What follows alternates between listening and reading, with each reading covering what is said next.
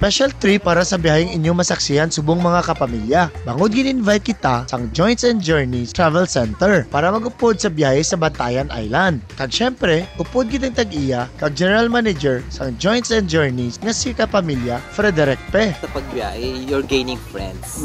You're meeting different people, then you're appreciating different culture man the same time. The same time, naghahatag man sa imo sang wider knowledge sa isa ka lugar. Though naandan, pero may kami naghahandol grupo. No? Di kami nakilala sa diri Negros. Kaya dito sa Negros, actually sa Cebu, gani nakabaton kami awards for 3 consecutive years. Nag-cater man kami silang mga individual tourists coming in sa office, mga phone-in, nag-walk-ins ng mga clients. No? Nagupod pagid namon ang faculty sang Hospitality and Tourism Management sa La Consolacion College, Bacolod City.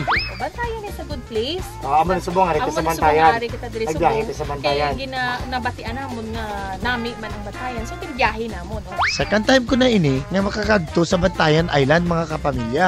Kag subong ang first stop sang grupo among oldest parish church sa Visayas ug Mindanao, ang St. Peter and Paul Parish Church nga gintukod sagtong 1580s. Hambal nila, kung magadto ko na sa isa ka lugar, ang simbahan dito nahon mo bisita. So good boy tanay, good boy. Mga 428 years old na ini nga simbahan mga kapamilya. Imbisitahan man namon ang Convento de la Asunción de Nuestra Señora, isa ka museum sa mga antik nga mga gamit sa mga pare sagtong 1580s. Buwas, kagtuan ta pila sa mga tourist top destination resort sa Bantayan Island, Cebu. Ako si Rusty Ramos, ang padayon yung maupod sa pag... Biyahe!